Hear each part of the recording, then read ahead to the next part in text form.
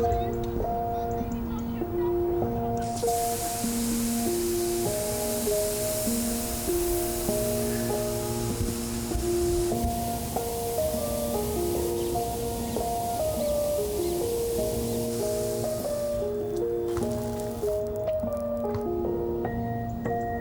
calme.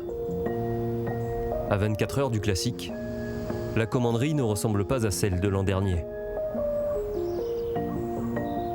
Pour ce premier jour de l'automne, les supporters ont décidé de laisser à l'équipe un cadre studieux. Malgré quelques rappels au loin.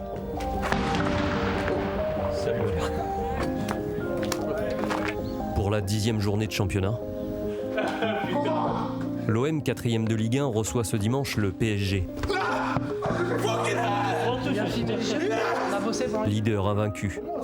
Programmé pour passer enfin les quarts de finale de Ligue des Champions avec son attaque de luxe. Emmené par les recrues Mbappé et Neymar. Cette semaine, l'équipe de Unai Emery s'est imposée 4-0 chez le champion belge Anderlecht. Un appui, changement de direction rapide. Allez, contrôlez, on change. On travaille sur un appui, s'il vous plaît. Sortie rapide avec un appui. On fait sortie rapide sur un appui. En Europa League, l'OM a fait tourner et a gagné lui aussi. 2-1 contre les Portugais de Guimarães. On a fait un bon pas vers la qualification en gagnant hier. Maintenant on retourne au championnat. Après le match nul à Strasbourg, il faudra prendre des points dimanche. Mais on sait l'adversaire qu'on aura en face. Le rapport de force paraît déséquilibré. Tout le monde a en mémoire les récentes confrontations contre Paris et Monaco. Ces deux résultats ont fait mal, mais ils ne résument pas la situation. Car ce serait oublier les progrès et la transformation de l'équipe de Rudy Garcia depuis début septembre. Le récent match nul, 3-3 à Strasbourg, peut apparaître comme une contre-performance, mais il fut un temps où ce match en Alsace aurait sans doute été perdu. Ce groupe a de la qualité et des ressources mentales. Reste à les exploiter lors d'une grande affiche. On aimerait vraiment reporter enfin à nouveau un classico en tout cas, mais on le sait, il y a une équipe qui est bâtie en face pour essayer de gagner la Ligue des Champions. Et voilà, nous sur un match, on doit essayer de les faire déjouer, d'essayer de les faire tomber. C'est vrai qu'ils sont invaincus. En tout cas, nous on a marqué à tous nos matchs. Si on arrive encore à marquer ce week-end et à pas en prendre, ça sera 3 points.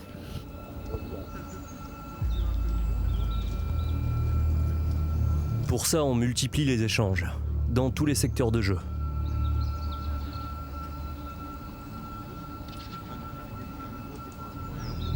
Vas-y, on recule, on n'a pas réussi à rester bloqué le terrain. Avance, mec, avance. Recule au Poitiers, Adil. Rudy Garcia se montre comme d'habitude très clair dans ses consignes.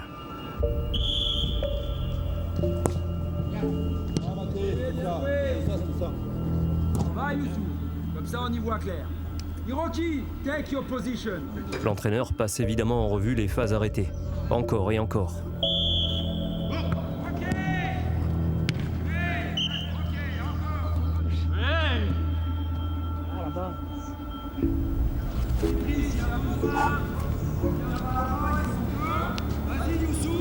Défensivement, le groupe s'y attarde tellement que de l'autre côté du terrain, Yohan Pelé a le temps de capter quelques ballons de Stéphane Cassard.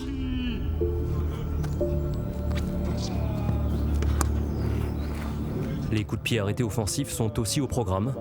Attends, Jordan, attends. On est concentré parce que c'est valable pour tout le monde, tous ceux qui pourraient jouer là. Après, faut réfléchir. C'est ça qu'on va faire. C'est là où ils vont être intelligents. Le coach insiste notamment sur l'importance du deuxième ballon et les pièges à éviter. Vite touché, Lucas, c'est ok. Là, on peut la frapper, mais faut pas faire une passe décisive à Areola qui va lancer les deux de devant. Ok? Et même marquage individuel, les Bleus. Pourquoi pas? Voilà, bien joué, ok, ça c'est bien, encore. En fin de séance, certains regards ne trompent pas. Tout le monde a hâte d'être à dimanche 21h. Chacun suit son rituel. Les joueurs de l'OM sont prêts.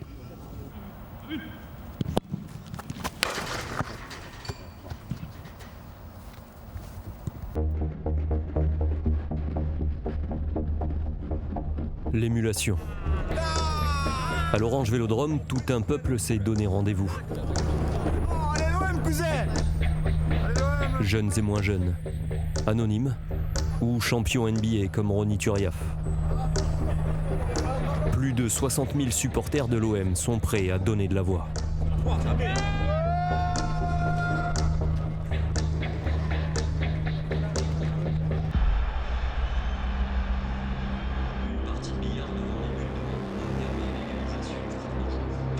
Du sud au nord, de Jambouin à Ganay, la communion sera totale. Les hommes de Rudy Garcia ne seront pas seuls dans la bataille. Ceux d'Unai Emery ne vont pas tarder à le ressentir.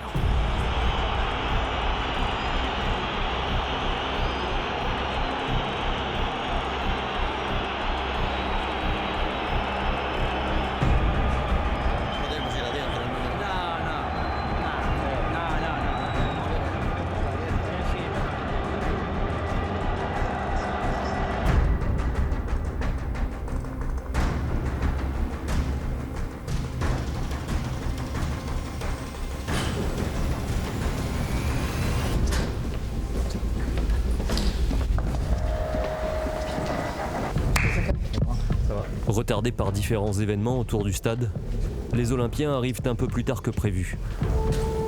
Qu'importe, c'est à l'heure du coup d'envoi qu'il faut être présent.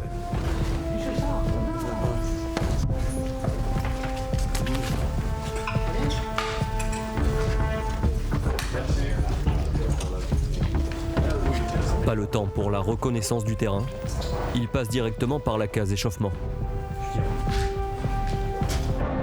Pendant que les tribunes se garnissent encore un peu plus, on monte en pression dans le vestiaire.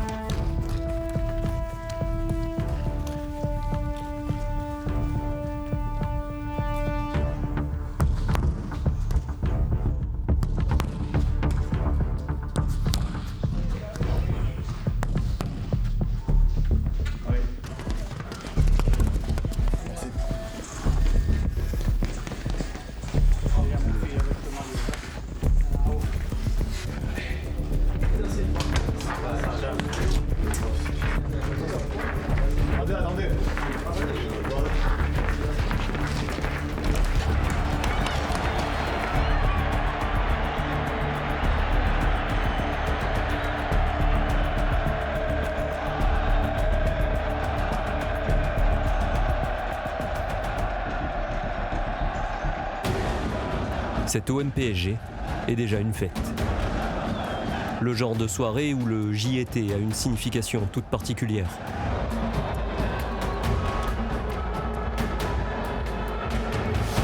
À cette heure-là, on ne connaît pas encore le scénario, mais le casting. L'OM présente un 4-2-3-1 avec sa défense type. Rami Rolando dans l'axe, Saka Yamavi sur les côtés. Au milieu, Luis Gustavo et Zambo Anguissa sont appelés à faire un match de guerrier. On n'en attend pas moins du trio créatif Thauvin, Payet, Ocampos, derrière Mitroglou. Côté parisien, on connaît l'armada. Neymar, Cavani, Mbappé, on s'en fout. Peu importe la composition adverse. Seul l'OM compte ce soir. L'OM et son histoire, dont Steve Mandanda fait à jamais partie. Lui, l'Olympien le plus capé, honoré pour son record, à l'aube d'un match pas comme les autres, son 455e.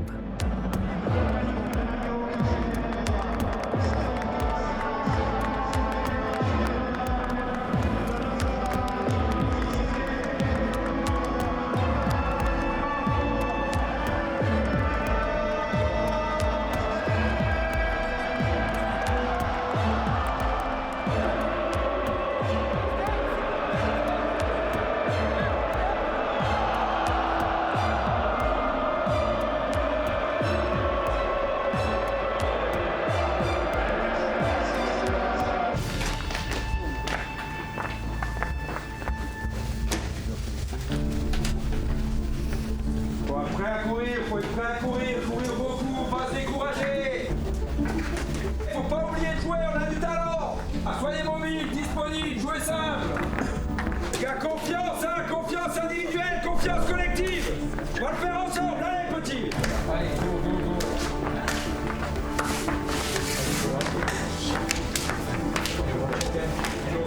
Allez, commence. Allez, chaud. Allez, on se pousse les tours. Allez, dans les deux, allez.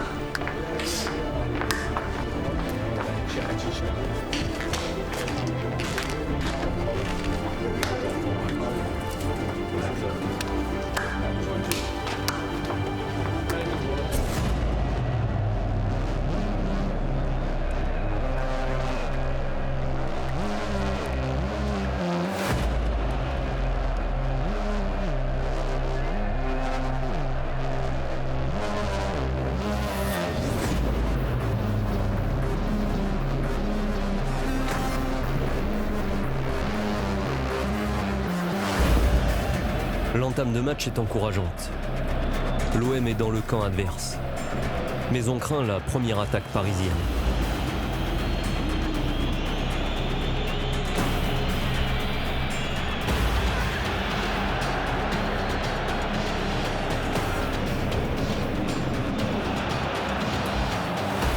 Finalement, Steve capte la première frappe dangereuse.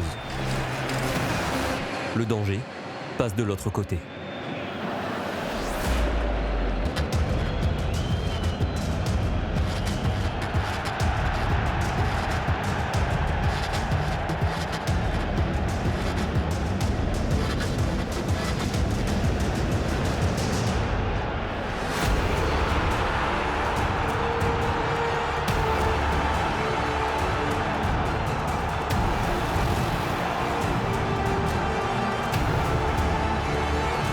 L'euphorie.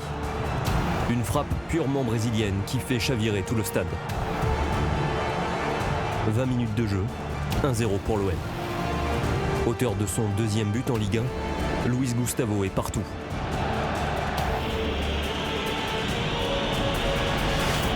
Mais un de ses compatriotes ne va pas tarder à briller lui aussi.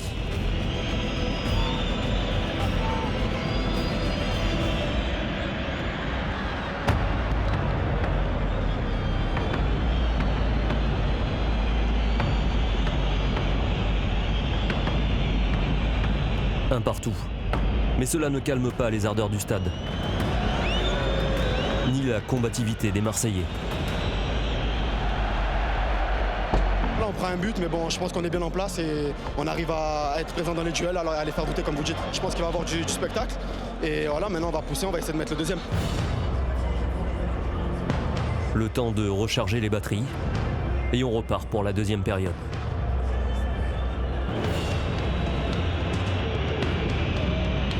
Les Parisiens ont beau monopoliser le ballon, ils finissent toujours par être rattrapés.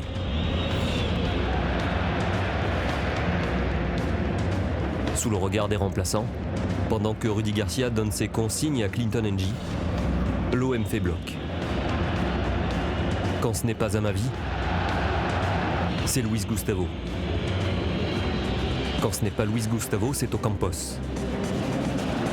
Quand ce n'est pas Ocampos, c'est Thauvin.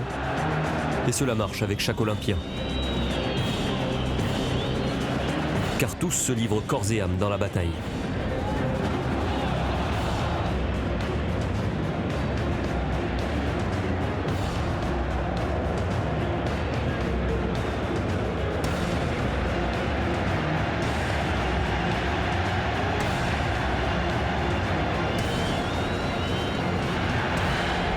Et le public aime ça.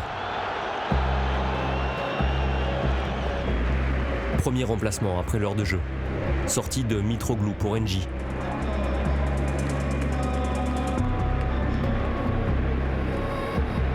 Suivi quelques minutes plus tard de Payet pour Sanson.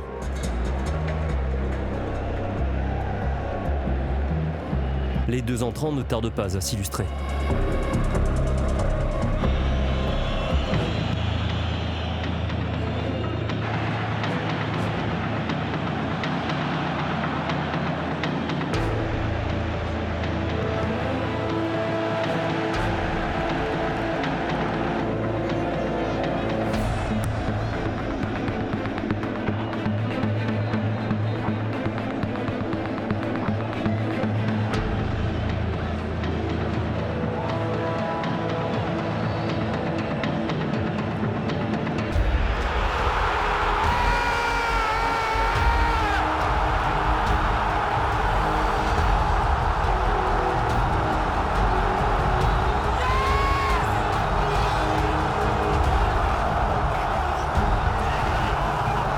frénésie. À 12 minutes de la fin, l'équipe de Rudy Garcia mène 2-1. À l'Orange Vélodrome, c'est l'OM à la folie. Remplacé par Bounassar, Florian Thauvin est acclamé par plus de 60 000 personnes. Le voilà bien parti pour être le grand héros d'une soirée magnifique.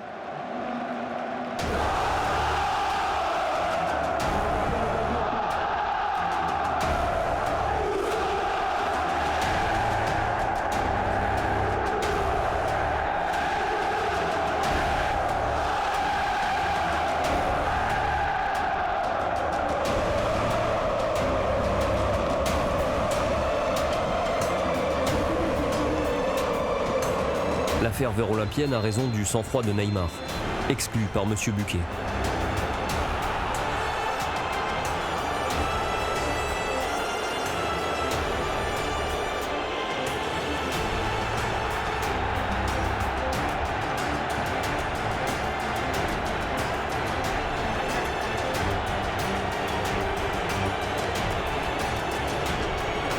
À 11 contre 10, les Marseillais ont l'occasion de faire le break.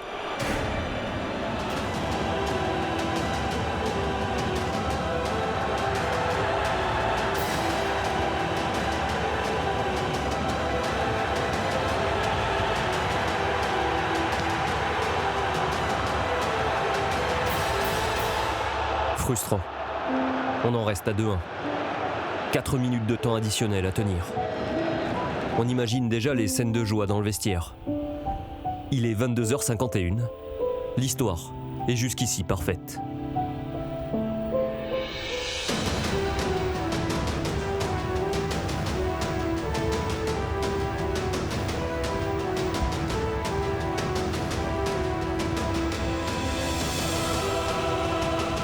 Tellement rageant, tellement cruel. L'OM fait match nul contre le Paris Saint-Germain. Sur le podium quelques secondes auparavant, il termine la 10e journée à la 5e place de Ligue 1. Mais ce soir, l'essentiel était ailleurs. Dans ce match, il était question d'honneur, de respect des couleurs. En cela, l'équipe de Rudy Garcia a gagné celui de ses supporters.